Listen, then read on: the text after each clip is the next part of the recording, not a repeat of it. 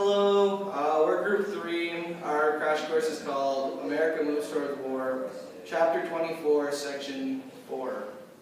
This is Colin, I'm Jerome, Kyle is recording, and Kyle's somewhere, but I don't know. First, we'll talk about creating stronger allies. In September of 1939, Roosevelt persuaded Congress to pass a cash and carry provision that allowed other nations to buy U.S. arms as long as they paid cash and transported them in their own ships. Providing these arms would strengthen our bond with Great Britain and France. For the first time in the war, we are not neutral. These new arms to our allies would defeat Germany. Not. The Neutrality Act of 1939, which was the cash and carry policy, didn't work at all. By summer of 1940, France had fallen and Britain was under siege. To get them out of this, we sent Great Britain 500,000 rifles and 80,000 machine guns. At the same time, the Axis powers were being created. The Axis powers are the bad guys, Italy, Japan, and the almighty Germany. At this time, their main task was to keep America out of the war. They did this by saying, if America was to attack one of us, the other two will attack them. This made it so if we want to attack only one of the nations, the other two would also attack. This would make a two-ocean war. Two-ocean war equals bad. After that, Roosevelt created the Selective Training and Service Act, which registered 60 million people into the military. But Jerome, didn't Roosevelt run for a third term and promise that we would stay as isolationists? Thanks, me from the past, but he obviously lied there to get the majority of the vote. Come on, man. After the election, President Roosevelt told his radio audience that it would be impossible to sign a peace treaty with Mr. Hitler.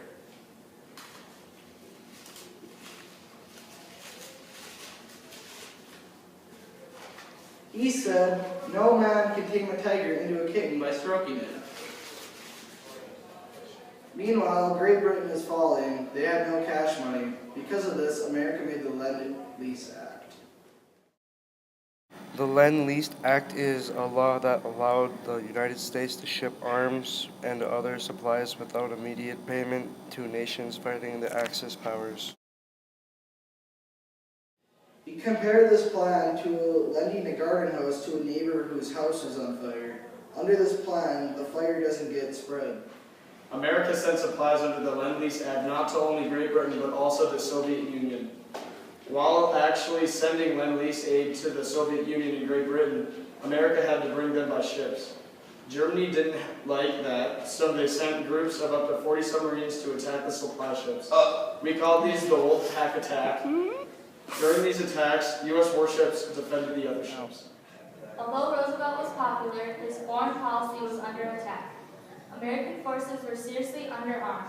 Roosevelt's proposal to extend the terms of draftees passed in the House of Representatives by only one vote. With the army provided for, Roosevelt began planning for the war he knew was coming. While Congress voted on the extension of the draft, Roosevelt and Churchill met secretly at a summit aboard the battleship USS Augusta. Churchill was hoping for a military commitment, but settled for a joint declaration of war aims called the Atlantic Charter. The Atlantic Charter is a declaration of principles in which the United States and Great Britain set forth their goals in opposing the Axis powers. This led to the document called a Declaration of the United Nations, which expresses the common purpose of the Allies. The Allies are the group of nations including Great Britain, the Soviet Union, and the United States that oppose the Axis powers. After a German submarine fired on the U.S. destroyer Greer on September 4, 1941, Roosevelt ordered Navy commanders to respond, stating, when you see a rattlesnake poised to strike, you crush him. Over the next couple weeks, many U.S. ships were attacked and over 100 people were killed. As the death toll rose, the Senate finally repealed the ban against arming merchant ships. A formal declaration of war seemed inevitable. Even though the U.S. wasn't in an undeclared war with Hitler, the Japanese were the ones who truly brought the U.S. into the war. Germany's European victories created new opportunities for Japanese expansionists. In July 1937, Hideki Toho, a chief of staff of Japan's Kwantung Army, launched an invasion into China. The French, Dutch, and British colonies lay unprotected, which allowed the Japanese leaders the opportunity to unite East Asia. To protest Japan's new act of aggression, the United States cut off trade with Japan, which included oil to fuel Japan's war machine. This angered Japan because they could be defeated without its enemies ever striking a blow. This would mean war. Although Toba promised his emperor that the Japanese government would try to preserve peace with the Americans, on November 5, 1941, he ordered his navy to prepare for an attack on the U.S. Then Roosevelt received a decoded message that instructed Japan to reject all American peace proposals. Roosevelt then declared this means war. On the 7th of December, a Japanese dive bomber attacked Pearl Harbor, the largest U.S. naval base in the Pacific. The bomber was followed by more than 180 Japanese warplanes. In less than 2 hours, the Japanese killed 2,403 Americans, wounded 1,178 more, and sunk or damaged 21 ships.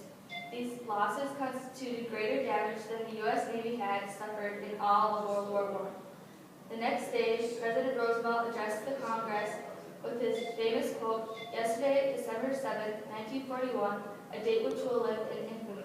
The Congress quickly approved Roosevelt's request for a declaration of war against Japan. 3 days later, Germany and Italy declared a war on the United States. Many who had been former isolationists now supported an all-out American effort. After the surprise attack, isolationist Senator Burton Wheeler proclaimed, "The only thing now to do is to lick the hell out of them."